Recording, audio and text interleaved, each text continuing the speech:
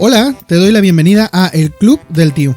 Somos el tío chido que te recomienda libros. Si te gustan los libros y la literatura, estás en el lugar correcto. Si no te gustan, déjanos convencerte con reseñas, opiniones y recomendaciones. El por qué él toma la decisión y odia a la raza humana, y por qué odia a Víctor específicamente, porque él lo trajo a un mundo de sufrimiento sin que él lo hubiera pedido, ¿no? Que a final de cuentas eso tiene mucho que ver justamente con la sociedad que estamos creando. Estamos trayendo, ahora y en ese momento también, a nuevos seres humanos, y los zambullimos en un mundo lleno de violencia, lleno... Lo que te decía era justamente por eso que estás empezando a mencionar. Es por lo que yo creo que Frankenstein es una obra que sienta las bases o nos ayuda a entender las bases del antinatalismo.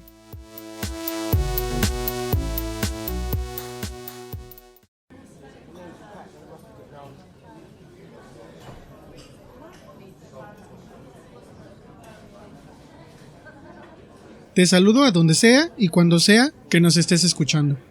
Esto es el Club del Tío y yo soy el tío Isaac. Estamos en la tercera temporada, así que si es la primera vez que nos escuchas, te recomiendo, o te recuerdo mejor dicho, que puedes encontrar todos los capítulos de las temporadas anteriores aquí mismo donde estás escuchando este podcast. Y para que no te pierdas ninguno de los nuevos episodios, entonces no te olvides de suscribirte en donde sea que escuches podcast. Y en YouTube también nos puedes encontrar como El Club del Tío. A finales del año pasado me encontraba queriendo leer algo no tan largo pero interesante y al mismo tiempo algo significativo. Algo que pudiera decir, esta fue la última lectura del año. Por recomendación de mi amigo Carlos me puse a leer Frankenstein o El moderno Prometeo, y la verdad es que no quedé decepcionado. Así que en este episodio del podcast vamos a hablar no solo del libro, sino también de la escritora y también de algunas cositas un poco filosóficas que pude encontrar después de leerlo. Así que pues comencemos. Yo estoy aquí en esta cafetería virtual y me estoy tomando un cafecito, así que te invito a que te pongas cómodo. O quizás si estás trabajando o lavando trastes o así. Pues nada, espero que me estés escuchando bien. Mary Shelley, Mary Shelley, perdón. No es Shelley como de Araceli, pero es Mary Shelley. Fue hija de un matrimonio que compartía un gusto enorme por la filosofía y la política. Su madre, de hecho, fue una ferviente feminista. Sin embargo, murió a los pocos días de darla a luz, así que Marie se vio marcada desde su nacimiento por el dolor y la soledad y el sentimiento de pérdida. Su padre fue un buen padre, dentro de lo que cabe de decir, pero no tardó mucho en casarse con una vecina, y pues esta mujer ya tenía otros 2 o 3 hijos, así que tuvo a menos a Marie. Entonces, Marie en realidad nunca recibió educación formal. Sin embargo, ella recibió la mejor educación que pudo directamente de su padre, quizá inconscientemente, porque pues su padre era un poco con modales a la antigua, pero pues sí disfrutaba de una vasta biblioteca, además de muchísimas visitas de los talentos literarios de la época. Y cuando Marie quería o quiso escribir, su padre también la ayudó a publicar lo que escribía. De hecho, hay una como leyenda que cuenta que cuando ella quería escribir algo, acudía a la tumba de su madre porque su recuerdo era su mayor tesoro. Y en esa tumba fue donde comenzó a frecuentar a quien sería después el amor de su vida. Este caballero se llamaba Percy Shelley. Por eso ella después se llamó Mary Shelley. Percy era una de las frecuentes visitas de la casa de su padre, y después de visitar a su padre durante un tiempo se sintió atraído por la joven Marie. Se veían escondidas justamente en el cementerio donde ella iba a visitar la tumba de su madre. Pero después de un tiempo terminó huyendo de casa con él, convirtiéndose en su amante. no fue una rompehogares porque él ya estaba casado pero separado desde hacía un tiempo, pero al fin de cuentas estaba casado y su padre parecía que aunque era muy moderno, quizá para su época, pues esto no le agradó mucho, así que terminó corriéndola de la casa. Después de que esta situación alejó a Marie de su padre, la verdad es que su vida no fue un lecho de rosas. Como pareja, Percy y Marie sufrieron la pérdida de 3 de sus hijos, logrando que solo uno de los 4 que tuvieron llegara a la edad adulta. Al poco tiempo, Marie terminó enviudando cuando Percy se ahogó en un viaje a Italia, así que terminó siendo pues una madre soltera, viuda, y tuvo que esforzarse muchísimo para mantener a su hijo y al mismo tiempo rescatar la obra literaria de su difunto esposo, aun cuando para ese entonces que estaba viuda ya había publicado su propia novela, Frankenstein. Marie murió de cáncer a los 53 años y sus restos fueron enterrados junto con los de su madre, su padre y su esposo. Ahora que ya conocemos un poquito la historia de Mary Shelley, ¿cómo surgió la idea de escribir Frankenstein? Frankenstein nació en el año sin verano. En 1816, unos meses antes de que a Marie le surgiera la idea del monstruo, había hecho erupción el volcán llamado Tambora, que estaba en Indonesia. Era la mayor erupción en más de 2000 años, así que millones de toneladas de cenizas volcánicas y dióxido de azufre crearon un velo casi invisible de cenizas que cubrían el globo entero. Y así las temperaturas de todo el planeta bajaron en promedio unos 4 grados. Lo que quiere decir que en todo el mundo no hubo verano. Marie y Percy estaban en aquel entonces con unos amigos en el lago de Ginebra, y estos amigos eran nada más y nada menos que Lord Byron y William Polidori. Las lluvias y el frío impedían que hicieran actividades al aire libre, así que casi siempre pasaban el tiempo en casa, como nosotros desde hace un rato, recreándose con la droga del momento, el láudano. Como nosotros con la cerveza. No, quiero creer que no. Yo estoy tomando café, ya te dije, pero el asunto es que pasó lo que tenía las cosas crearon, ¿no? Marie nos explica cómo le llegó la idea de escribir Frankenstein. La temporada era fría y lluviosa, y por las noches nos agrupábamos en torno a la chimenea. Ocasionalmente nos divertíamos con historias alemanas de fantasmas que casualmente caían en nuestras manos. Aquellas narraciones despertaron en nosotros un deseo juguetón de emularlos. Otros 2 amigos y yo nos comprometimos a escribir un cuento cada uno, basado en algún acontecimiento sobrenatural. Sin embargo, el tiempo de repente mejoró, y mis 2 amigos partieron de viaje hacia los Alpes, donde olvidaron, en aquellos magníficos parajes, cualquier recuerdo de sus espectrales visiones. Polidori y Mary Shelley fueron los únicos en cumplir el reto y alumbraron a 2 seres únicos: el vampiro, de Polidori, y Frankenstein, de Mary Shelley. ¿De qué va Frankenstein? Para empezar, quiero que tengas esto bien claro por si no has leído el libro. Frankenstein no es el nombre del monstruo. Frankenstein es el nombre de un científico. Y mira, la historia comienza así. Hay 3 narraciones concéntricas, y en la primera un tipo llamado Robert Walton cuenta a su hermana en algunas cartas su viaje al Polo Norte. En una de esas cartas empieza la narración de Victor Frankenstein, el científico. Entonces, esa narración del científico Victor Frankenstein incluye la narración después del monstruo que Victor Frankenstein creó. Es como una estructura de cajas chinas, se le conoce, porque consiste en meter una historia adentro de la otra, y esta historia adentro de la otra, y esta adentro de la otra, como en Las Mil y Una Noches, así. Pero utilizando el género epistolar, que estaba muy de moda en el siglo XVIII. Entre relato y relato, conocemos a Frankenstein, obviamente, quien nació en Ginebra y describe cómo su padre sacó a su madre de la pobreza antes de casarse con ella. Víctor fue el primer hijo de los dos y nació mientras viajaban por Italia.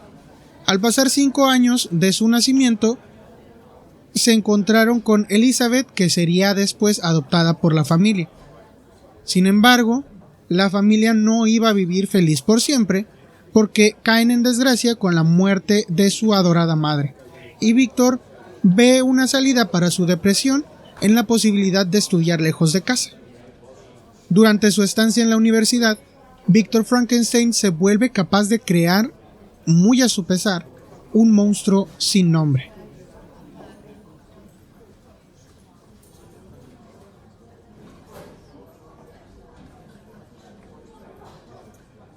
El monstruo no tiene nombre. En la obra se le menciona como con adjetivos. Por ejemplo, se le dice engendro, aquel ser, la criatura, horrendo huésped, demoníaco ser, o simplemente, pues como le decimos nosotros, monstruo.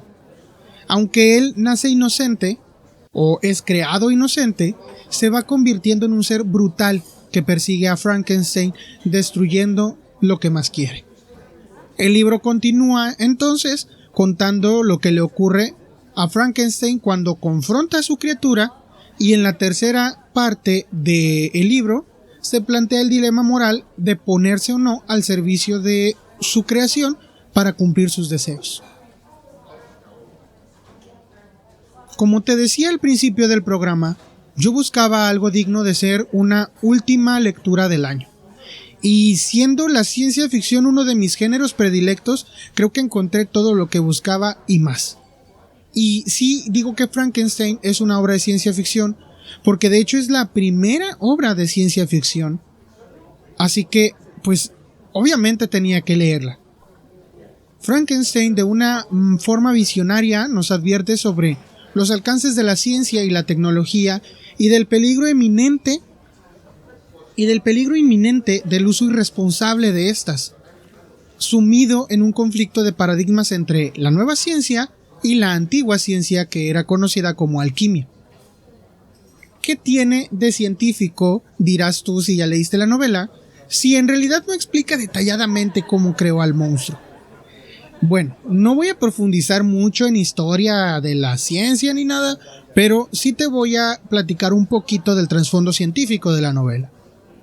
Mira, a finales de los 1700, por ahí de los 1790, había dos investigadores llamados Luigi Galvani y Alessandro Volta. De hecho, de allí vienen las palabras galvanismo y volteos de corriente eléctrica. Ellos descubrieron la corriente eléctrica, los dos. Pero Galvani pasó mucho tiempo trabajando con animales y concluyó, al final de sus estudios, que la contracción de nuestros músculos y de los animales se debía a una electricidad que se creaba en el cerebro y se distribuía por los nervios. Al contrario de Volta, que siempre destinaba sus experimentos solamente a los metales o las cosas inertes o sin vida. Pero, tras la muerte de Galvani, su sobrino y asistente Aldini logró combinar los dos principios de ambos científicos, dándole aplicaciones médicas por fin al galvanismo. Muchas de sus demostraciones eran hechas con cadáveres humanos, y en una de sus más llamativas demostraciones con un cadáver, el cuerpo entero comenzó a convulsionar, ocasionando que su mano derecha se levantara furiosamente, sus piernas comenzaron a dar patadas y su espalda se arqueaba violentamente, dando la impresión de que estaba con vida otra vez. Sin embargo, Aldini nunca admitió que podía resucitar a un muerto.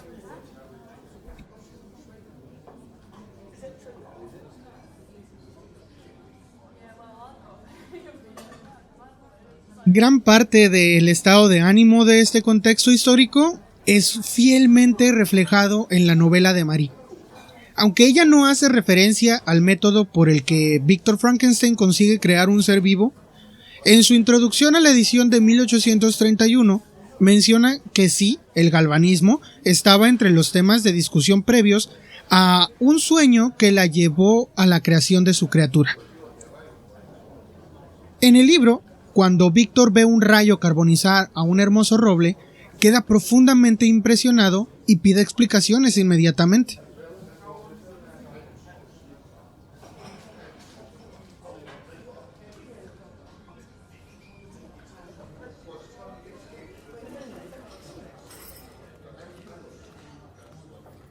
Según dicen algunos biógrafos, Marie tuvo un acceso privilegiado a la obra literaria y científica de primer nivel en su época, gracias a la excelsa biblioteca de su padre, como te decía hace rato.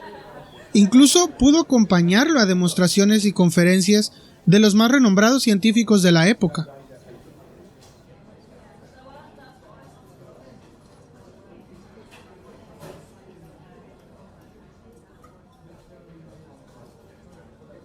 Y todo esto ocurrió cuando ella era apenas una adolescente. Las premisas de su imaginación fueron siempre sobre la naturaleza de la vida y tomaron el galvanismo como la connotación que implicaba la liberación a través de la electricidad de estas misteriosas fuerzas de la vida, y se convirtió así en la primera escritora de ciencia ficción.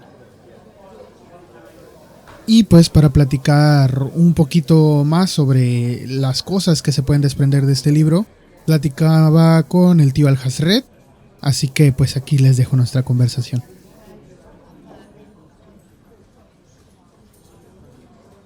Y lo platicaba con Carlos, por ejemplo, con Charlie, nuestro amigo el biólogo, que hace cuenta que yo veo que cuando a Frankenstein, por ejemplo, va a la universidad y le empieza a decir a sus maestros sus referencias bibliográficas o qué es lo que él había aprendido leyendo por su cuenta o estudiando por su cuenta, los maestros literal le dicen, pues estás loco, eso deja eso tiene años que ya no se usa y estás totalmente pasado. Y entonces ellos le piden que se enfoque más en otros científicos más recientes, en otros descubrimientos, con otros enfoques que olvidan, ya no es un poco como lo que se le llamaba filosofía natural, sino que ya empezaban a utilizar tal cual el método científico que utilizamos todavía nosotros. Así que deben aprender, en primer lugar, a someterse y respetar las leyes establecidas de la realidad física. Pero sin duda, profesor, no querrá que ignoremos los enfoques más filosóficos. ¿Filosóficos? Pues aquellos que incitan la imaginación tanto como el intelecto, como Paracelso, por ejemplo. Paracelso, un arrogante y tonto suizo. Alberto Magno. Su tontería fue explotada hace ya 500 años. Cornelio Agripa. Un hechicero, un ocultista. ¿Cuál es su nombre? Víctor Frankenstein. De Ginebra. ¡Qué horror! Cuando estos maestros vienen y le dicen a él, o sea, estás mal, deja de pensar en eso, deja de hacer eso, para mí es Mary Shelley sí advirtiéndonos de lo que estaba pasando en ese momento, porque estaban a punto de entrar a la revolución industrial, ya estaban descubriendo los usos útiles de la electricidad, estaban a punto de explotar un montón de cosas, de revolucionar la industria con un montón de cosas, y desde mi punto de vista como que ella quizás se pudo dar cuenta de a dónde llevaría eso la formación de los estudiantes, es decir, cómo afectaría el descubrimiento de todas estas cosas a las escuelas que estaban formando a los estudiantes. Entonces para mí es como decir, o sea, pues sí, literal, en la revolución industrial lo que hicieron fue especializar la mano de obra para que hiciera solamente una cosa, y al grado en que ahorita nosotros pues solamente estudiamos una carrera, la mayoría, ¿verdad? Hay quien estudia 3 o quien las puede, ¿verdad? Pero estudiamos una carrera y ya no somos estas personas multidisciplinarias que eran antes. Y sobre todo en las carreras científicas, porque se separó por completo humanidades y ciencia, y ya jamás volveremos a hacer eso que era la filosofía natural. Y al olvidarnos de la filosofía en las ciencias, entonces nos olvidamos de las implicaciones morales de lo que la ciencia alcanza. Lo que yo digo es que el punto de vista moral no va desde una institución, o sea, en este caso la educativa, aquí tiene que ver con algo más introspectivo, o sea, algo que nace específicamente en el ego del ser humano. Víctor, al final de cuentas, termina embregado por ese ego y se dispone él mismo lo dice, o sea, que al final de cuentas, él, con el conocimiento que tiene, es exactamente igual a Dios y que tiene las capacidades para crear vida y que al final de cuentas, para él, la muerte no es otra cosa más que un enemigo a vencer. Obviamente estamos en Inglaterra, de principios de 1800, recién se había descubierto el tema de la electricidad, recién había todo este auge del nuevo descubrimiento que evidentemente provocaba una reacción pues contraria en las personas. Había quienes decían que era algo bueno, había quienes decían que era algo malo, y Mary Shelley se paró sobre esa concepción de la recién descubierta forma de poder utilizar la electricidad y le dio este enfoque, ¿no? Que a final de cuentas es una forma en la que el ser humano siempre encuentra de utilizar las herramientas que tiene a su disposición para hacer cosas malas, que de hecho constantemente se repite. A final de cuentas, esta novela no solamente es una novela que puede llamarse desde un punto de vista filosófico, sino también es una novela que tiene una alta concentración de verdades del ser humano. No sé si sea la forma correcta de decirlo, pero tiene mucho de cómo somos desde el punto de vista de especie, ¿no? Ahí está el tema, después de la bomba atómica, descubrimos esta forma de hacer energía desde un átomo y la utilizamos para matarnos. Eso es lo mismo que pasa acá en el libro.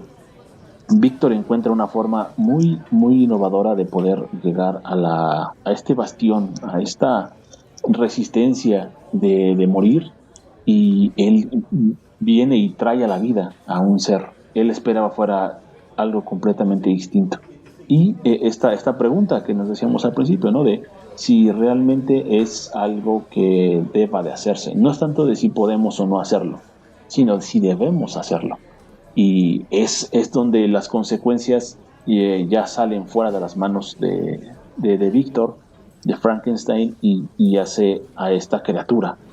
Cuando se da cuenta de lo que hizo, horrorizado se va del lugar donde concibió a su hijo, porque la criatura, el monstruo, así se define él mismo, y lo deja a su suerte, lo deja morir ahí, ¿no? Sin embargo, las circunstancias no son las que Víctor esperaba, y el monstruo pues termina por sobrevivir a su nacimiento y se encuentra con un mundo repleto de gente mala. En este caso, pues evidentemente su apariencia no es la mejor. De hecho, cuando se describe el monstruo, a sí mismo se dice que es algo horrible, que es algo que no empata con la belleza del ser humano, y eso es justamente lo único que hace diferente al monstruo del ser humano, porque de hecho el monstruo, yo creo que Mary Shelley hizo algo bastante interesante con eso, y tomó toda esta forma de ser de los seres humanos, toda esta vileza que tenemos adentro, y lo hizo al revés. Le puso al monstruo el cómo se ve esa vileza en su físico, y por dentro le puso lo bello que a veces los seres humanos somos por fuera, en el sentido de que evidentemente los sentimientos del monstruo eran puros, eran nobles, tenía toda la intención de ser una buena persona, pero su apariencia no lo dejó encajar dentro de la sociedad, y es aquí donde viene la crítica más fuerte de Mary Shelley. Hay, desde mi punto de vista, dos líneas fundamentales de pensamiento y de crítica filosófica dentro del libro. La primera es esta, donde critica la moral, la doble moral de la sociedad, de cómo tratamos a las cosas que son diferentes a nosotros por el simple hecho de ser diferentes, el gran peso que le damos a las apariencias, y evidentemente esta mentira que nos contamos todos los días de que somos una sociedad civilizada, que si se hubiera dado la oportunidad de conocerlo más allá de cómo se veía, seguramente hubiera podido hacer algo muy distinto. Ahí es donde yo te digo que entra el tema del aspectismo, porque el aspectismo es precisamente esto, el que nosotros descartamos las cosas que no nos parecen atractivas físicamente. Es decir, como es el típico dicho de como te ven, te tratan. O sea, si tú por ejemplo, te fijas en las estadísticas, o digámoslo así, porque así es como tal cual lo entendí yo, lo que era el aspectismo. Si a ti te despiden por tu color de piel, es racismo. Si te despiden por tu género, pues es misoginia, machismo, sexismo. Si te despiden por tu no sé cómo se dice, tus raíces, puede llegar a ser xenofobia o cosas así. Pero si te despiden de un trabajo simple y sencillamente porque tienes cicatrices en la cara, tienes granitos, tienes pues sí, no sé, o sea, tienes alguna característica que te hace no guapo o no una bella persona, entonces a eso se le llama aspectismo. Es decir, que nosotros vamos separando lo bonito de lo feo, y eso todos lo tenemos. Para mí, Mary Shelley lo que hace aquí es como, es cierto que nosotros tenemos esto y lo tenemos pues prácticamente de cajón, viene con todos los humanos. Esto de discriminar según la apariencia pareciera que viene desde cualquier humano.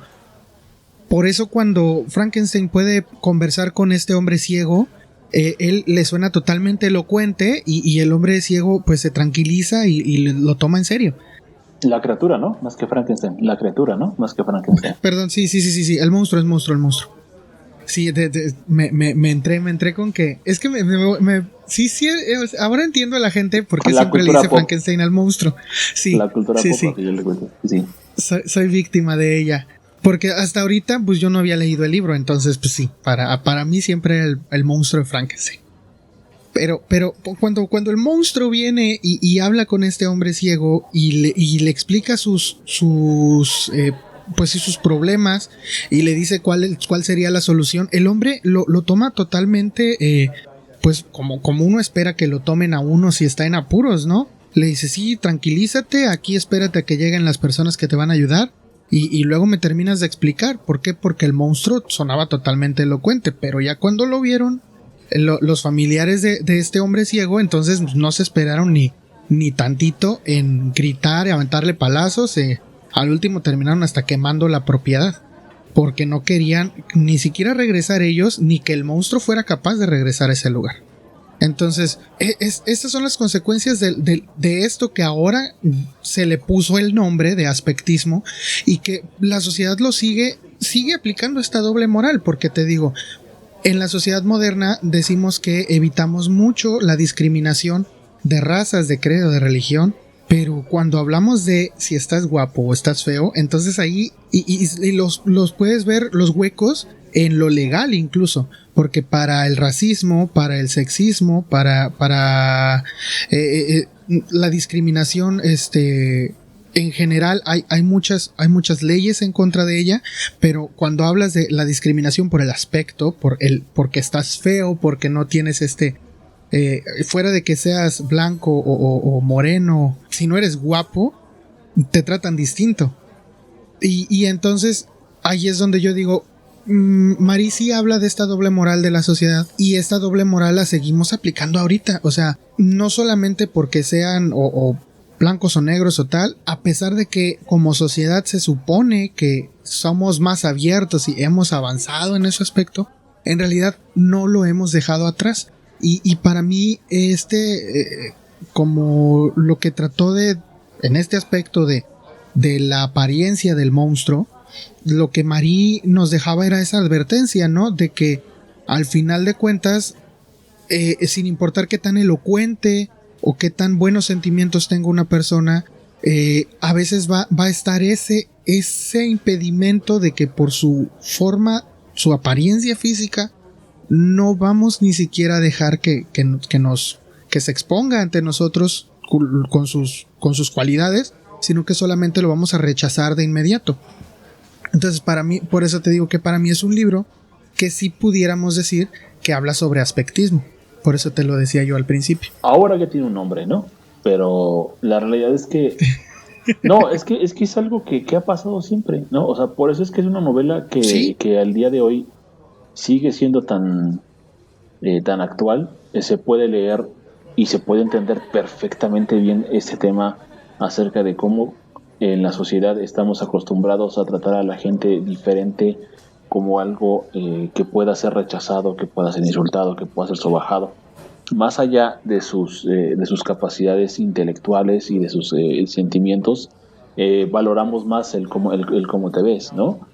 Y a final de cuentas, llámelo como lo llame, esto es una característica que está inherente en la moral de las personas que estamos más de este lado de Occidente, ¿no? Porque obviamente, dependiendo de la cultura, va a haber personas que tengan ciertas creencias respecto de cómo tratar a las personas, ¿no? Por muy diferentes que se vean o de no tratarla. A final de cuentas, algo muy importante, ¿no? Que a final de cuentas el monstruo es mejor que todos nosotros. Eso es algo que a mí me encantó de la novela. Esa criatura, ese ser aberrante que todos podríamos calificar de algo que no debería de existir, porque simplemente es feo, terminó siendo algo mejor que nosotros, trascendió a la humanidad.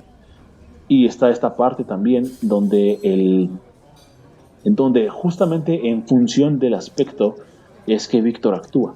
Es decir, cuando él da todos sus argumentos dentro de su soberbia, cuando lo era, cuando cuenta esta historia a la persona que lo recoge en el barco, que dice que él lo que buscaba justamente era eliminar la decadencia de la carne, permanecer bellos todo el tiempo, ¿no?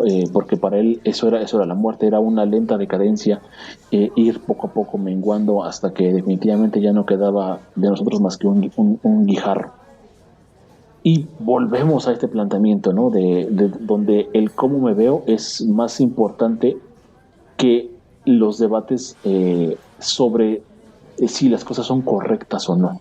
Es una forma nueva de llevar el término de dejarte llevar por tus vicios en este caso. No estoy diciendo que haya sido un vicio lo que hizo Víctor, pero esta idea libertina quizás de decir que porque puedes lo vas a hacer, eso termina en algo muy malo. Y algo que a mí me gusta mucho es que justo el monstruo al buscar retribución en todo este camino demencial, desde que le cuenta sus experiencias cuando ya convive con seres humanos y todo lo malo que le pasó, el cómo lo trataron, el por qué él toma la decisión y odia a la raza humana, y por qué odia a Víctor específicamente, porque él lo trajo a un mundo de sufrimiento sin que él lo hubiera pedido, ¿no? Que a final de cuentas eso tiene mucho que ver justamente con la sociedad que estamos creando. Estamos trayendo, bueno, ahora y en ese momento también, a nuevos seres humanos, y los zambullimos en un mundo lleno de violencia, lleno de contradicciones respecto de lo que somos, de lo que pudiéramos llegar a ser, de la aceptación de las personas, lo mucho que cuesta a la sociedad el quitarse esa soberbia, ese ego, y dejar de vivir en un mundo ensimismado, etcétera, etcétera, que evidentemente lo único que va a hacer es sufrir, ¿no? Lo que te decía era justamente por esto que estás empezando a mencionar, es por lo que yo creo que Frankenstein es una obra que sienta las bases o nos ayuda a entender las bases del antinatalismo. Para mí, por eso Frankenstein es una obra que pudiera ayudar a entender las bases de esta corriente filosófica que tiene un buen de tiempo, tiene mucho trayecto histórico. Yo no soy filósofo ni pretendo explicar a profundidad el tema, pero básicamente es: si la vida es sufrir, ¿por qué traer a sufrir más seres a este mundo? Si la vida es sufrimiento, y quizá esto suena muy existencialista, pero pues si la vida es sufrimiento, ¿para qué venir a traer más seres a que sufran? Entonces el antinatalismo, básicamente pudiéramos, y por ahí hay un filósofo que lo decía, se llama David Benatar, algo así se llama el filósofo, que decía que es mejor para un ser no existir porque ya no pierde nada ese ser, porque en realidad no existía, a que exista porque en realidad va a perder más existiendo, es decir, va a sufrir en comparación con lo que puede disfrutar. Para mí es como esta obra nos demuestra, yo no diría como que es una obra antinatalista, no habla del antinatalismo, obviamente, pero sí para mí sienta las bases para poder entender por qué hay una corriente filosófica y por qué hay todo un cúmulo de personas que han llegado a esta conclusión de que es mejor dejar de reproducirnos. ¿Por qué? Porque, pues, por ejemplo, Schopenhauer decía, si los niños fueran traídos al mundo por un acto solo de razón, ¿seguiría la raza humana existiendo? ¿No preferiría un hombre tener la suficiente simpatía con las generaciones futuras como para librarle de la carga de la existencia o hasta cierto punto no tomar él la decisión de imponer tal carga sobre ellas a sangre fría? Entonces, cuando por ejemplo cuando el monstruo le dice a Frankenstein pues todo lo que ha pasado, y Frankenstein le dice, mira, ¿sabes qué? Vete de aquí, no quiero saber nada de ti. Las palabras del monstruo son bien claras. Le dice, me dotaste, aquí lo tengo apuntado, me dotaste de percepción y de pasiones y luego me arrojaste al mundo para el desprecio y horror de la humanidad. Entonces, al final de cuentas, el monstruo vino sin él ser consultado al respecto, como cualquiera de nosotros vinimos al mundo, y vino a casi prácticamente lo mismo que la mayoría de nosotros venimos a pasar por varias penurias sin encontrar el remedio tan pronto. Al abordar este tema de, híjole, trajiste un ser nuevo, un ser consciente, un ser con sensibilidad, entonces tu responsabilidad es asegurarte de que este ser sensible que trajiste al mundo sea tan feliz como se pueda. Y esto lo aceptó Víctor al final. Cuando Víctor, a pesar de todo lo que hizo, Víctor dice que no encuentra reproches en su modo de actuar. A pesar de que él dice que él se cree irreprochable, él mismo reconoce en un párrafo que él debió de haber asegurado la felicidad de esa criatura que trajo al mundo. Aunque nunca lo llamó su hijo, porque en realidad nunca lo llamó su hijo, siempre le llamó esa criatura o el monstruo o el ser, pero él aceptó que, tal cual como cualquier padre, él debería de haber asegurado la estabilidad emocional de esa criatura que trajo. Por eso para mí es como, pues sí, obviamente, digo, si yo pensara en ser padre y quisiera como que tener una ventana de lo que va a ser para mí ser padre, o si tengo un amigo que piensa en ser padre, pues yo sí le diría, pues léete Frankenstein para que veas a qué te vas a enfrentar como padre a la hora de ver a tu hijo, ¿no? Crecer. Entonces, no es una obra antinatalista, pero sí veo como las bases de esa filosofía, las razones de que exista esa corriente, sí las veo bien escritas, bien descritas en el libro. Por eso te digo, para mí abre la conversación pues a este tema. Y al final de cuentas, digo, y como para englobar todo, muchos antinatalistas, por ejemplo, a muchos de ellos les dicen, bueno, ¿y por qué mejor no te suicidas si sabes que es mejor no vivir que ya estar aquí? Entonces, ahí es donde este filósofo que te digo que se llama David Benatar explica sobre qué pierde uno y qué pierde el otro. El ser que no existe no pierde nada porque no existe. El ser que existe pierde relaciones de afectivas, pierde la relación con la familia, los amigos, quizá algunas pasiones y estas cosas que han logrado llegarle a dar cierto sentido o alegría a su vida, aunque su vida siga siendo, quizás si es un pesimista como la mayoría de los antinatalistas que son pesimistas. Si es así, a pesar de eso encuentran algunas cosas que les pueden llegar a causar o les sirven para darles placer, y entonces esas cosas sí las perderían, además de causarles la pérdida a las personas que los rodean. por eso quizá un antinatalista nunca te va a decir, pues me voy a suicidar. Pero claro que tienen creencias muy firmes, por ejemplo, sobre el aborto o sobre la eutanasia. O sea, para eso sí tienen como que esta idea muy firme de que, pues sí, o sea, adelante.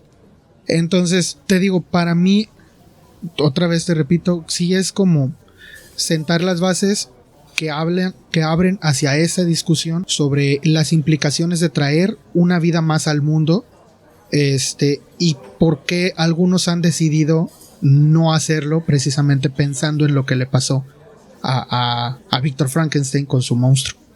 Yo no lo veo de esa forma. Creo que sí está fundamentado lo que dices en el tema de darnos a la tarea de pensar dos veces antes de hacer o de avanzar en el tema de la reproducción, pero yo creo que Mary Shelley más lo que hizo en el libro fue criticar la forma en la que somos, o sea, que el mundo es malo porque nosotros somos los malos, y que todo aquello que llegue a este mundo tiene el sufrimiento asegurado porque somos así nosotros. Entonces lo que habría que hacer era cambiar como sociedad y ser más tolerantes, abrirnos más al tema de ser justamente seres conscientes del entorno y de las situaciones de las diferentes personas. Y aquí es donde entra como esta parte importante, ¿no? Que es donde justo va algo más objetivo, que en este caso tú lo tomaste por la corriente antinatalista. Para mí es más bien esta crítica mordaz hacia decir que todo aquello que es creado y es lanzado, un ser humano creado y es lanzado a la sociedad, tiene que sufrir por cómo somos. En realidad, desde ese punto de vista, y obviamente sabiendo un poco acerca de este tema, de lo que piensan los antinatalistas, es que entonces eso aplicaría para cualquier cosa que vive, no nada más para los seres humanos. O sea, en el reino animal también hay especies que específicamente sirven de alimento para otras. Ese es su porqué. Entonces, en ese sentido, aplicaría para todo, ¿no? Y obviamente un insecto no es consciente de por qué se reproduce como plaga, ¿no? Simplemente existe. Eso es algo que la vida hace, existir. Y lo que nos hace diferentes es que nosotros tenemos la capacidad de entender nuestro entorno y de ser unos villanos, si así lo deseamos. Pero somos conscientes de que hacemos algo malo. Y es donde Mary Shelley critica muy fuerte a toda esta gente que se dice a sí misma buena gente, cuando en realidad es que son totalmente opuestos. O sea, una persona que toda su vida se ha vanagloriado de que es buena, de que nunca hace nada malo, de que no maltrata a nadie, y de repente se topa con un monstruo, lo primero que hace es lanzarle fuego o tratar de matarlo, porque es diferente, porque se ve feo, y porque lo feo es malo y porque me va a matar. Es un instinto de preservación también, ¿no? Pero pasa con el tema del ciego, ¿no? El ciego no lo ve, lo conoce, y la gente que sí lo ve ni siquiera escucha las razones del ciego, de por qué es alguien que vale la pena, ¿no? Entonces yo creo que aquí es donde justamente nos dice, somos prisioneros de nuestros propios instintos, de nuestras propias precogniciones acerca de lo que significa una buena persona, ¿no? ¿Cuántas veces hemos visto que una persona que es físicamente agradable tiene muchísimas más ventajas que otras que no lo tienen?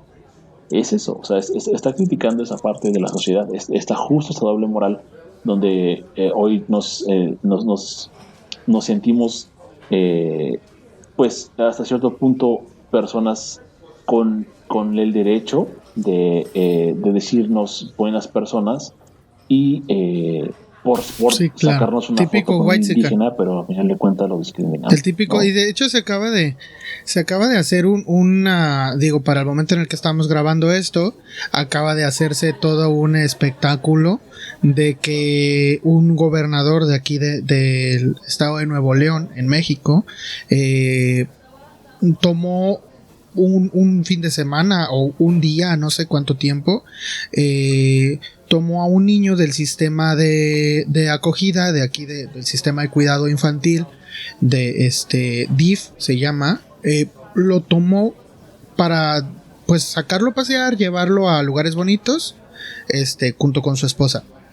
Y todo esto pues exhibido en redes sociales pues solamente da pie a decir mírenme, soy una buena persona, cuando en realidad él ha hecho comentarios, él mismo ha hecho comentarios súper misóginos, clasistas y racistas sobre otras personas en el mismo país en el que vive él. Entonces esto pues evidentemente refleja total la clase de personas que llegamos a ser a veces. Y te digo, refleja total lo que a veces decimos. Lo que te digo ahorita con lo del aspectismo. O sea, obviamente pues si estás guapo te va mejor. Incluso hay estadísticas que demuestran que en Estados Unidos personas igual, o sea, con el fenotipo europeo o estadounidense clásico, una persona atractiva gana incluso hasta 10% más al año que una persona no atractiva. Y si eso es en el caso de las mujeres, la brecha se abre muchísimo más. Entonces, o sea, no hemos dejado de ser esa sociedad de la que habló Mary Shelley, de la que habló, en donde pues juzgamos por la manera en que nos vemos. No hemos dejado de ser esa sociedad, como bien decías, doble moral, que pues no escucha porque pues no te ves bien. O sea, ¿quién te va a escuchar si te ves como te ves? Por eso pues no sé, pero quizá deberíamos ser más como ese hombre ciego que sí fue el único que escuchó, porque ni siquiera su creador escuchó al monstruo. Al final de cuentas ni siquiera el creador ni siquiera Víctor escuchó al monstruo, solamente ese hombre fue el único que lo hizo. Y pues no sé, creo que sí, como bien dices, es una advertencia a cómo somos como sociedad y cómo todas estas cosas nos hacen sufrir. Y pues desafortunadamente como somos criaturas pensantes, como tenemos raciocinio, de hecho Víctor por ahí tiene una frase en donde dice que le gustaría ser como un animal, que los animales son verdaderamente libres porque no tienen deseos de superarse a sí mismos o deseos de ser más de lo que son, no tienen esta noción de ser, de realizarse como ser. Y ellos son por eso realmente libres. Entonces quizá este pensamiento es el que nos debería como llevar un poquito más a lograr ser la sociedad que pues no le cause sufrimiento a las demás personas para poder lograr su propia satisfacción. De hecho el propio monstruo le dice que se va a convertir en su desgracia si él no le da lo que quiere, ¿no? El monstruo lo que quiere es que le construya una compañera, alguien con quien conectar y desaparecer, pero Víctor se rehúsa después de su fallido primer experimento. Él se da cuenta que no sabe lo que vendrá si vuelve a hacerlo. Si ahora en vez de uno hay dos, ¿qué tantas consecuencias puede traer a la humanidad? Entonces se rehúsa a hacerlo y el monstruo cumple su palabra, ¿no? Cumple eso que le prometió y le quita lo que más importa a Víctor. De hecho, la novela empieza justo donde un marino se topa por casualidad del destino a Víctor en su camino hacia el... Sí, o sea, es en el norte, eso seguro, no me acuerdo cómo se define, pero van al norte. Y se lo encuentra y es cuando Víctor le cuenta toda la historia a este marino. Al final de cuentas, Víctor ya es ahí una persona que está huyendo, de hecho, el monstruo ya lo perdió todo, ya es un mendigo. Y el monstruo va atrás de él a acabar su venganza que Víctor siempre creyó que era con su muerte. Y algo que a mí me gusta mucho la novela es que de hecho también Mary Shelley también toma mucho este aspecto acerca del tema de la inmortalidad desde el punto de vista del monstruo. O sea, una vez que todo haya sucumbido menos él, ¿qué va a quedar? Todo ese tipo de temas importantes que para mí lo son, entonces, bueno, mejor dicho, que para mí son temas importantes. Yo creo que todo esto es lo que genera el aura de miedo alrededor del libro, el susto que puede llegar a ser que el día de mañana no sea un cuerpo con partes de cadáveres, ¿no? Pero que sea una inteligencia artificial que pueda acabar con la raza humana. Sí, claro. Todo el mundo está emocionadísimo con esa idea, todos estamos bien créeme que yo, o sea, emocionado no, pero sí estoy expectante al respecto, porque yo estoy totalmente en el entendido de que va a venir. Sí. No está preguntando si exactamente. O sea, no están preguntando si realmente deben hacerlo, que es justamente lo que plantea Mary Shelley acá, ¿no? O sea, Víctor, en su soberbia, se puso a hacer experimentos y descubrió la forma de vencer a la muerte sin preguntarse si realmente era correcto hacerlo. Y lo que resultó fue su ruina total, ¿no? Y dejó una criatura que tiene la capacidad de poder trascender al ser humano e incluso empezar a ir en contra del ser humano, porque de hecho el monstruo como tal sí tiene características que son más allá de las del ser humano, tiene mucho más fuerza. Al parecer, y desde mi punto de vista, es inmortal. ¿Tú sí crees que el monstruo seguiría vivo ahorita? Yo sí creo. Totalmente. Yo no sé si creerlo. De hecho, hasta en el final, y digo, también sin ánimo de spoiler, yo siempre dije, cuando terminé de leer el libro, dije, este güey es el Yeti. Ya. Sí, tiene lógica. Ya, pero ya que lo lean, seguramente, no sé si llegan a la misma conclusión que yo, pero yo cuando lo terminé de leer, dije, este compa es el Yeti. Sí, porque es una figura imponente, o sea. Total, y aparte es una que mide 2 metros y algo, ¿no? La criatura. Sí. Brother, se nos acaba el tiempo. Me gustaría saber si tienes alguna recomendación de lecturas que aborden alguno de los temas de los que estuvimos hablando. Obviamente Frankenstein aborda la temática de las que estuvimos hablando, pero ¿alguna lectura extra que te gustaría recomendar? Hay muchos cuentos al respecto. La isla del Dr. Moreau de H.G. Wells. Ahorita Valdemar editó un Gótica, me parece que es el 122, creo, donde están de 3 visiones góticas de H.G. Wells y está incluida la isla del Dr. Moreau. Hay un cuento de Ambrose Bierce que justo me encanta y creo que por ahí lo discutimos alguna vez, pero no me acuerdo de cómo se llama. Es de un científico de Bierce, donde hay un científico que un amigo lo va a visitar a su casa y de repente se mete a un cuartito donde tiene algo que no sabe. Autómata creo se llama. A ver, espérame, por aquí tengo la lectura, espérame. Es sí te había dicho, ¿no? Que lo conseguí. Ah, perfecto, sí. Sin pedimenta, ¿no? Bueno, creo que... Ajá. De Ambrose Bierce. El maestro de se llama El maestro de ajedrez de Moxon. Ese mero. El maestro de ajedrez de Moxon. Cuentazo, brother. Es un cuentazo. Es otro Frankenstein un poquito, ¿eh? Es literal. Pero otro tipo de monstruo.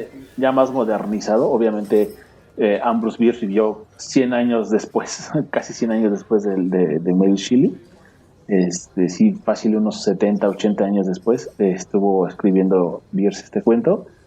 Ya está como un poquito más enfocado a esta parte moderna. Te voy a decir que es curioso que yo ahorita estoy pidiéndote recomendaciones sobre la misma temática que Frankenstein y no me había acordado. Este libro, sobrinos, si ustedes lo pueden conseguir, se llama El rival de Prometeo. Así se llama. Y recordemos que Frankenstein se llama Frankenstein o el moderno Prometeo. Y precisamente todas las lecturas que están en este libro, incluida esta que les comentaba el tío Alhazred, hablan sobre un Prometeo moderno, es decir, ahora hablamos de seres mecánicos, lo que antes conocíamos quizá como autómatas y que ahora conocemos como robots. Todo lo que hay en este libro, y de hecho luego yo les prometo que este libro va a venir al podcast, porque lo estoy leyendo en este momento. Todos estos cuentos, sí, y tienen todo el espíritu de Frankenstein, pero impulsados un poco. Hay obras muy filosóficas al principio, sobre todo las primeras 2 o 3 son unos ensayos filosóficos sobre el alma y sobre lo que nos hace humanos, que también es parte de lo que Marie habló en su obra, y ya después de allí pues vienen todas estas historias de las consecuencias de actuar como un Prometeo, como lo hizo Víctor, y de traer cosas que no deberían de venir a este mundo. Se incluye en es una joyita porque está un poco raro de conseguir, una lectura de Karel Capek que se llama RUR. Este cuento está un poco complicado de conseguir en físico, entonces por eso y por todo lo demás que trae, también hay un al último, hablando sobre inteligencias artificiales, hay una ponencia de un escritor que yo admiro bastante que se llama Bernard Vink, se llama La Singularidad, y este cuento de esta ponencia tal cual es una cosa muy seria, pero no es incomprensible, sí habla de términos científicos, pero Bernard Vink tiene la capacidad de explicar términos científicos de una manera muy muy fácil, y habla de qué es lo que se espera que ocurra cuando la inteligencia artificial nos supere por completo. Entonces yo se los recomiendo bastante a ti, brother. Si no has leído esa lectura de Bernard Vink, te la recomiendo bastante porque es justo lo que tú estabas mencionando ahorita. ¿Qué nos va a pasar cuando la inteligencia artificial nos supere? Y Bernard es un matemático que con modelos matemáticos, con modelos predictivos matemáticos, nos habla de qué es lo que va a pasar cuando la inteligencia artificial nos rebase. Quizá sobre el mismo tema es una lectura también reciente mía de Ted Chiang, La historia de tu vida. Hay 2 lecturas. Una se llama ¿Te gusta lo que ves? Ese habla sobre el aspectismo directamente. Y sobre la inteligencia artificial tiene una lectura muy buena que se llama La evolución de la ciencia humana. Esa de la evolución de la ciencia humana habla exactamente de lo mismo que hace Bernard Vink, pero Bernard Vink nos habla de cuando nos supere, Ted Chiang nos habla de cuando ya son seres aparte de nosotros. O sea, cuando estudiemos a las inteligencias artificiales para ver qué es lo que están haciendo ellos como si fueran una especie completamente aparte. Es buenísimo ese cuento sobre inteligencia artificial, que yo lo hubiera, si yo fuera el editor de Impedimenta, yo lo hubiera añadido justo después de esta lectura de Bernard Vink en el libro del rival de Prometeo. Qué bueno que pudimos grabar. Y pues nada, pues gracias tío, gracias sobrinos por escucharnos, y pues que estén bien y que tengan muy buenas lecturas. Sí, bro, no, ya sabes, yo encantado. Va. Chao. Cuídense. Quiero dar un agradecimiento especial a mi amiga Marce por ayudarme con la lectura del prólogo de Mary Shelley. También quiero dar las gracias a mis amigos Eugenia, Carlos y Cheli por la plática que tuvimos sobre el libro, y de esa plática saqué varias de las ideas de este episodio.